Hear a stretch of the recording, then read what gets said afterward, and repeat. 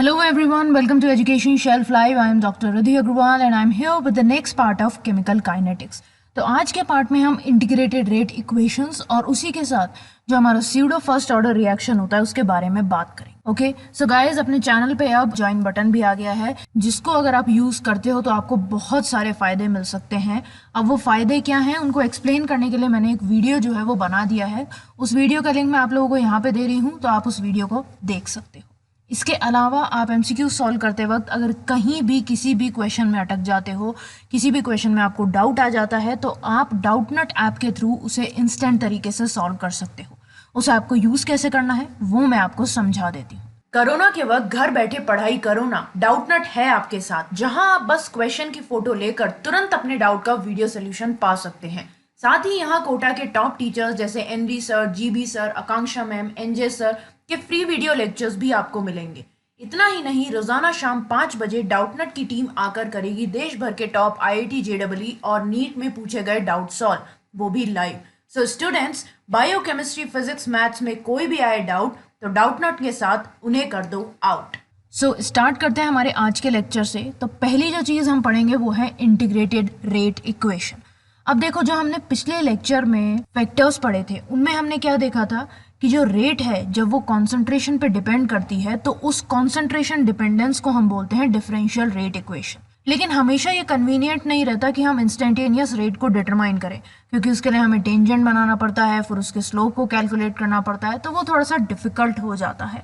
हम उसके through rate law जो है वो डिटरमाइन नहीं कर पाते और इसी की वजह से हम रिएक्शन का ऑर्डर जो है वो नहीं बता पाते. तो इस डिफिकल्टी को अवॉइड करने के लिए हम डिफरेंशियल रेट इक्वेशन को इंटीग्रेट कर देते हैं, जिससे जो डायरेक्टली मेजर्ड एक्सपेरिमेंटल डेटा है हमारा, यानी कि अलग अलग टाइम पे जो कॉन्सेंट्रेशंस हैं और जो रेट कांस्टेंट है, उन दोनों के बीच में हमारी रिलेशनशिप निकल के आ जाए. अब जो इंटीग्रेटेड रेट इक्वेशंस होती हैं वो जो अलग अलग हमारे ऑर्डर्स होते हैं उनके लिए अलग अलग रहती है. अब हम जो है यहाँ पे रेट इक्वेशंस देखेंगे जीरो और फर्स्ट ऑर्डर केमिकल रिएक्शंस के लिए.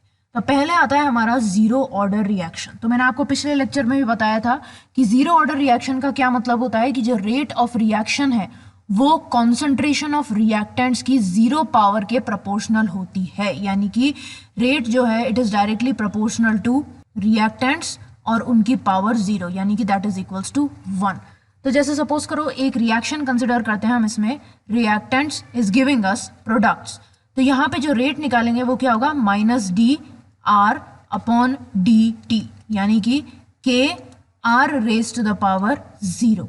अब कोई भी क्वांटिटी जिसकी पावर जीरो है उसका क्या होता है, मतलब कि उसकी वैल्यू जो है वो 1 हो जाएगी. तो इसलिए जो हमारी रेट है यानी कि minus d R by D T, ये इक्वल्स टू हो जाएगा के इंटू 1, यानी कि के बराबर. इसके बाद अगर हम डी आर की वैल्यू सिर्फ निकालें तो डी आर की वैल्यू क्या हो जाएगी, माइनस के डी टी, इधर चला जाएगा डी टी. अब अगर हम इन दोनों साइड्स को इंटीग्रेट कर देते हैं तो यहाँ पे हो जाएगा हमारा आर और यहाँ पे हो जाएगा माइनस के टी प्लस आई. अब आई जो है वो कांस्टेंट है इंटीग्रेशन का. अब देखो, अगर टाइम टी 0 हुआ तो कॉन्सेंट्रेशन जो है रिएक्टेंट की, यानी कि जो आर है हमारा, वो आर ओ के बराबर हो जाएगा. आर ओ क्या है, इनिशियल कॉन्सेंट्रेशन है रिएक्शन की. अब अगर हम आर ओ की वैल्यू जो है उसको इस वाली इक्वेशन में पुट अप करते हैं तो हमारे पास क्या आ जाएगा, आर की जगह हम लिख देंगे R O is equals to minus k into 0 plus I. ठीक है, तो हमारा आर ओ क्या हो जाएगा, आई के बराबर हो जाएगा. अब अगर हम आई की जो वैल्यू है उसे हमारी उसी वाली इक्वेशन में पुट अप करें, यानी कि r is equals to minus k t plus I में, तो यहाँ पे क्या आ जाएगा हमारा r is equals to minus k t plus R zero. ठीक है, इसकी भी एक कॉन्सेंट्रेशन रहेगी. तो अगर हम इस वाली रिएक्शन को या इस वाली इक्वेशन को स्ट्रेट लाइन वाली इक्वेशन से कंपेयर करते हैं, यानी कि y is equals to m x plus c से, और उसको लेके हम r को प्लॉट करते हैं अगेंस्ट t यानी कि टाइम, तो हमें एक स्ट्रेट लाइन मिलेगी. देखो दिखाई दे रहा है, ये कॉन्सेंट्रेशन है हमारे r की और ये हमारा टाइम है. तो इसको हमने प्लॉट किया तो हमें एक स्ट्रेट लाइन मिलेगी. इस स्ट्रेट लाइन का जो स्लोप है वो माइनस के बराबर होगा. k is equals to minus slope या slope is equals to minus k, और जो इंटरसेप्ट होगा वो हमारा r0 या r0 होगा. क्लियर है. अब ये वाली जो हमारी इक्वेशन आई r is equals to minus k t plus R O, इसको अगर हम और सिंप्लीफाई करेंगे तो हमारे पास जो कांस्टेंट है k, उसकी वैल्यू क्या आ जाएगी, R naught minus R upon t. तो ये क्लियर हो गया। अब जो हमारे जीरो ऑर्डर रिएक्शंस होते हैं वो बहुत ही अनकॉमन होते हैं, बिल्कुल भी मतलब हमें कभी कभी दिखते हैं वो, लेकिन स्पेशल कंडीशंस में हम उनको करवा सकते हैं। अब कुछ हमारे एंजाइम कैटालाइज्ड रिएक्शंस जो होते हैं वो जीरो ऑर्डर रिएक्शंस होते हैं, और कुछ ऐसे रिएक्शंस जो कि मेटल की सरफेस पे हो रहे हैं वो भी हमारे जीरो ऑर्डर रिएक्शंस होते हैं, लेकिन बहुत कम।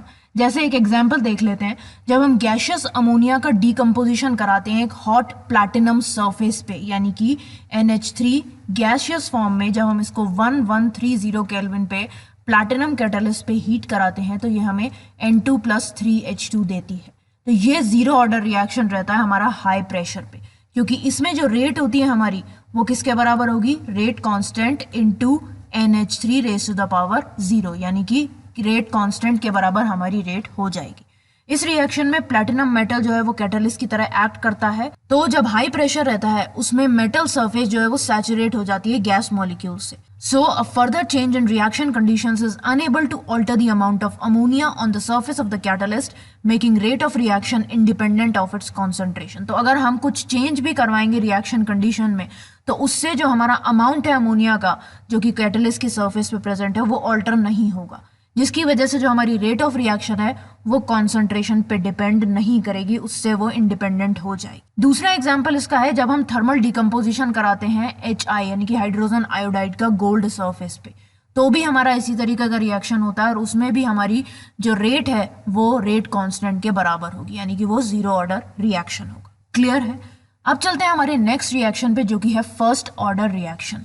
अब ये जो क्लास है रिएक्शन की, इसमें जो रेट ऑफ रिएक्शन है वो कॉन्सेंट्रेशन जो है रिएक्टेंट की R उसकी फर्स्ट पावर के प्रोपोर्शनल होता है। जैसे वही एग्जांपल देते हैं हम, R गिव्स अस P, तो इसमें जो रेट रहेगी वो होगी हमारी -dR/dt is equals to KR raise to the power 1। तो उसको हम लिखते नहीं है 1 को, तो यहाँ पे जो हमारा dR/R है वो क्या हो जाएगा, -KDT के बराबर। अब अगर हम इस इक्वेशन को इंटीग्रेट करेंगे तो हमारे पास आ जाएगा natural log of R is equals to -KT plus I।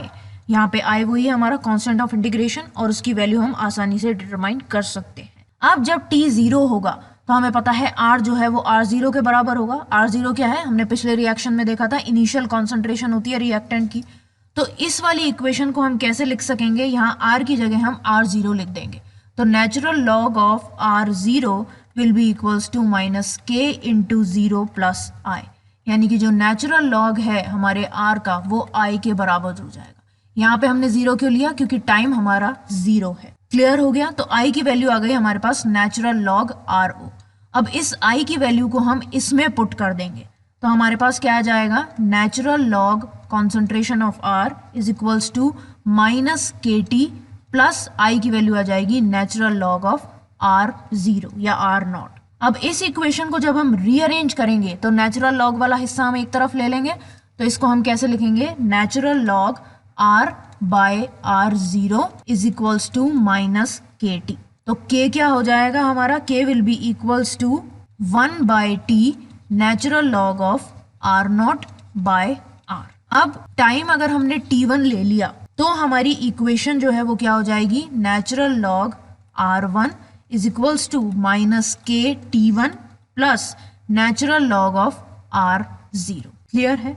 ऐसे ही टाइम T2 पे हम यहाँ R2 यहाँ KT2 लगा देंगे, तो R1 और R2 क्या हो गई, T1 और T2 टाइम पे जो रिएक्टेंट्स की कॉन्सेंट्रेशन है वो। ठीक है, वो वाली मैं रिएक्शन भी लिख देती हूँ, natural log of R2 will be equals to -KT2 plus natural log of R0। अब ये वाली जो हमारी इक्वेशन आई T2 R2 वाली, इसको अगर हम T1 R1 वाली जो इक्वेशन है उसमें से माइनस कर दें तो हमारे पास क्या आएगा, natural log of R1 minus natural log of R2 is equals to -KT1 minus KT2, यानी कि नेचुरल लॉग जो है हमारे R1/R2 का वो किसके बराबर हो जाएगा, K कॉमन ले लेंगे हम, T2 माइनस T1, यानी कि जो हमारा रेट कांस्टेंट है उसकी वैल्यू हम लिख सकेंगे 1/T T2 minus T1 natural log of R1 by R2। ये सब कॉन्सेंट्रेशन में है।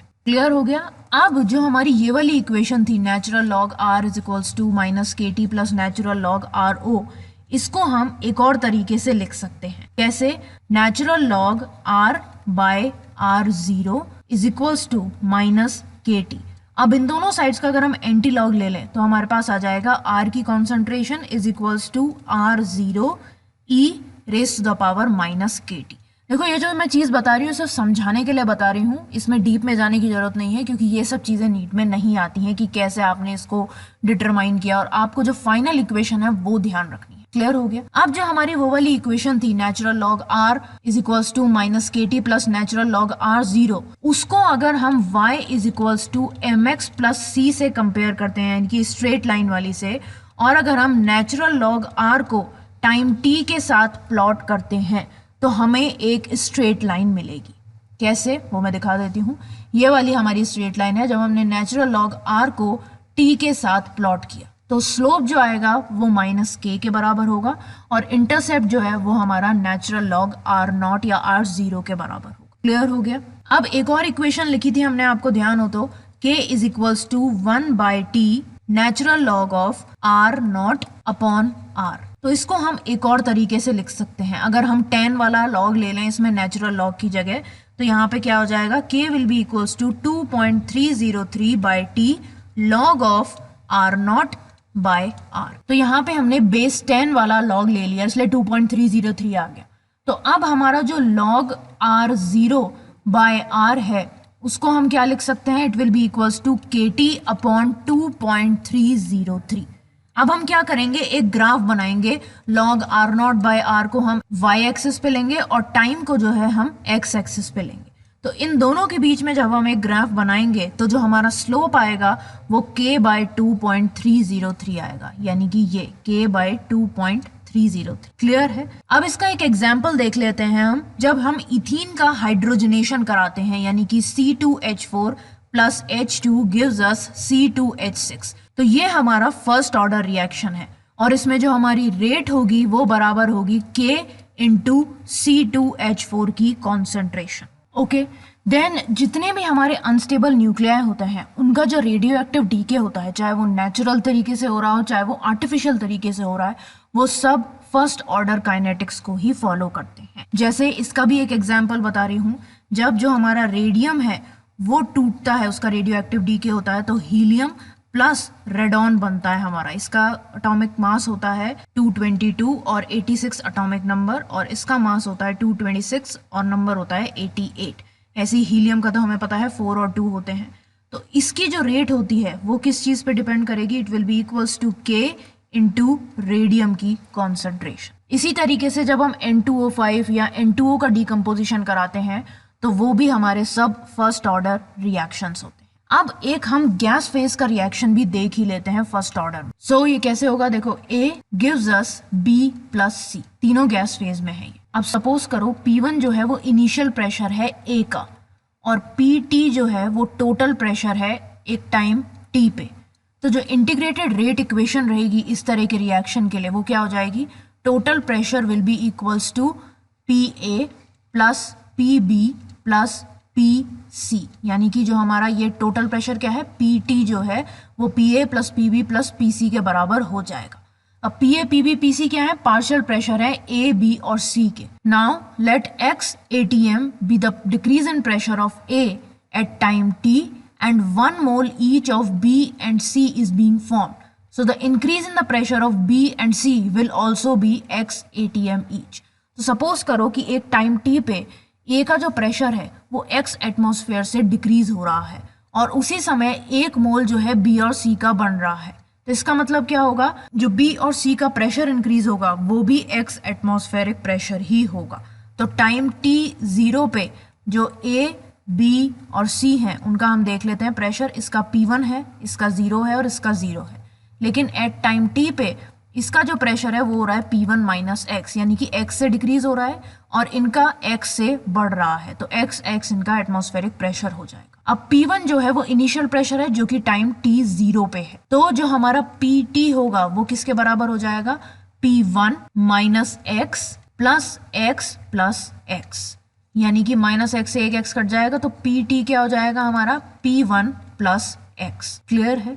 अब जो हमारा Pa है यानी कि पार्शियल प्रेशर जो है गैस A का वो P1 माइनस एक्स है, यानी कि ये किसके बराबर हो जाएगा P1 माइनस एक्स की वैल्यू हम यहाँ पे पुट कर देंगे जो कि होगी Pt माइनस P1, तो ये हो जाएगी Pt माइनस P1 ब्रैकेट में, तो ये क्या आ जाएगा हमारा 2P1 माइनस Pt। क्लियर है। तो जो हम यहाँ पे रेट कांस्टेंट लिखेंगे हमारा, तो K जो है वो बराबर हो जाएगा 2.303 बाई T, और लॉग में जो हमारे पास आएगा वो होगा P1 बाय Pa, यानी कि P1 bye 2P1 minus P2, क्योंकि Pa की वैल्यू हमारे पास ये आई है। क्लियर हो गई ये चीज फर्स्ट ऑर्डर रिएक्शन के लिए। अब चलते हैं हमारे तीसरे सब टॉपिक पे जो कि है half life of a reaction. So half-life of a reaction is the time in which the concentration of a reactant is reduced to 1/2 of its initial concentration.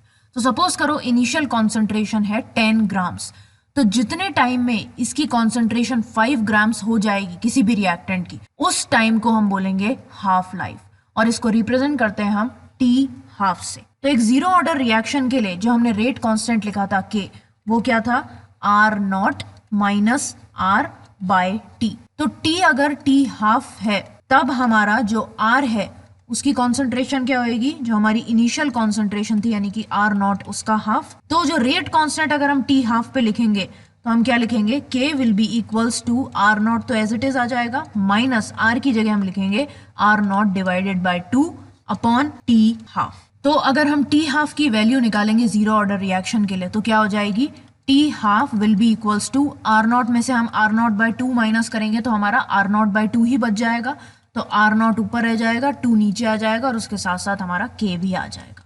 तो ये हमारी वैल्यू रहती है T हाफ की जीरो ऑर्डर रिएक्शन के लिए। तो यहाँ से हमें ये पता चल रहा है कि जो T हाफ है जीरो ऑर्डर रिएक्शन का, वो जो इनिशियल कॉन्सेंट्रेशन है रिएक्टेंट्स की उसके डायरेक्टली प्रोपोर्शनल है, और जो हमारा रेट कांस्टेंट है उसके इनवर्सली प्रोपोर्शनल है। अब दूसरी चीज जो हम देखेंगे वो है फर्स्ट ऑर्डर रिएक्शन के लिए। तो फर्स्ट ऑर्डर रिएक्शन के लिए अगर हम T हाफ लिखने चलेंगे तो सबसे पहले जो हमारा रेट कांस्टेंट है उसकी वैल्यू निकलनी पड़ेगी हमें, तो K will be equals to 2.303 by T log of R0 upon R। तो T हाफ पे हमें पता है क्या हो रहा है, जो हमारा R है वो R0 बाय 2 के बराबर है, तो ये वाली इक्वेशन कैसे हो जाएगी हमारी, 2.303 divided by T half log R0 हमारा एज इट इज आ जाएगा, और R की जगह हम लिख देंगे R0 बाय 2। तो R0 कैंसिल हो जाएगा, T हाफ को हम इधर ले जाएंगे तो हमारा T हाफ क्या हो जाएगा 2.303 लॉग 2 अपॉन K। क्लियर है।